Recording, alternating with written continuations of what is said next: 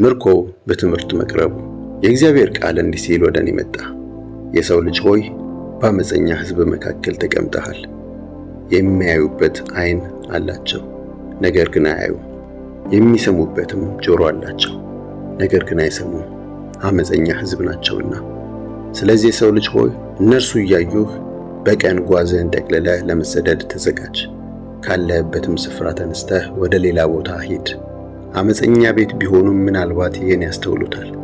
በቀን እያዩ ጓዝህን እንደ ስደተኛ ጓዝ አውጣው፣ በምሽትም እያዩ ስደተኛ እንደሚወጣ ውጣ። እነርሱ እያዩ ግንቡን ነድለህ ጓዝህን በዚያ አሹልክ። በፊታቸው ጓዝህን በትከሻ ላይ አስቀምጥ፣ በምሽትም ተሸክመህ ውጣ። ለእስራኤል ቤት ምልክት አድርጌሃለሁና ምድሪቱን እንዳታይ ፊትህን ሸፍን። እኔም በታዘዝሁት መሠረት አደረግሁ። በቀን ጓዜን ጠቅልዬ እንደ ስደተኛ ጓዝ አወጣሁ፣ በምሽትም ግንቡን በእጄ ነደልሁት። እያዩኝም በምሽት ጓዜን በትከሻዬ ላይ ተሸክሜ አወጣሁ። በማግስቱም ጠዋት የእግዚአብሔር ቃል እንዲህ ሲል ወደ እኔ መጣ። የሰው ልጅ ሆይ አመፀኛው የእስራኤል ቤት ይህ የምታደርገው ምንድን ነው ብለው ጠይቀው አልነበረምን? እንዲህ በላቸው፣ ጌታ እግዚአብሔር እንዲህ ይላል፣ ይህ የትንቢት ቃል በኢየሩሳሌም ለሚኖረው መስፍንና በዚያ ለሚገኙት ለእስራኤል ቤት ሁሉ ነው።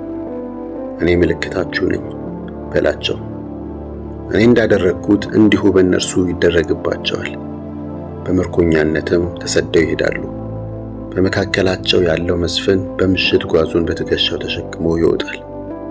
ሾልኮ እንዲሄድ ግንቡ ይነደልለታል፣ ምድሪቱንም እንዳያይ ፊቱን ይሸፍናል።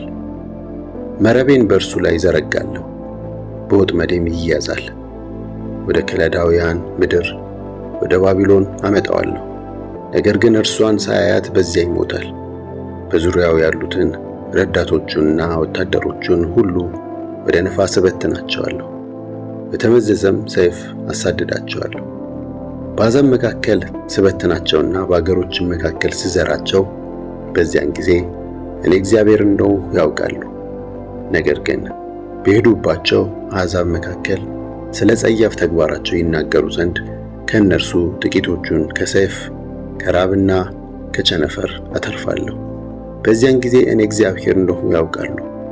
የእግዚአብሔር ቃል እንዲህ ሲል ወደ እኔ መጣ። የሰው ልጅ ሆይ ምግብን በድንጋጤ ብላ፣ ውሃህንም በፍርሃትና በመንቀጥቀጥ ጠጣ። ለምድሪቱ ሕዝብ እንዲህ በል፣ ጌታ እግዚአብሔር በኢየሩሳሌምና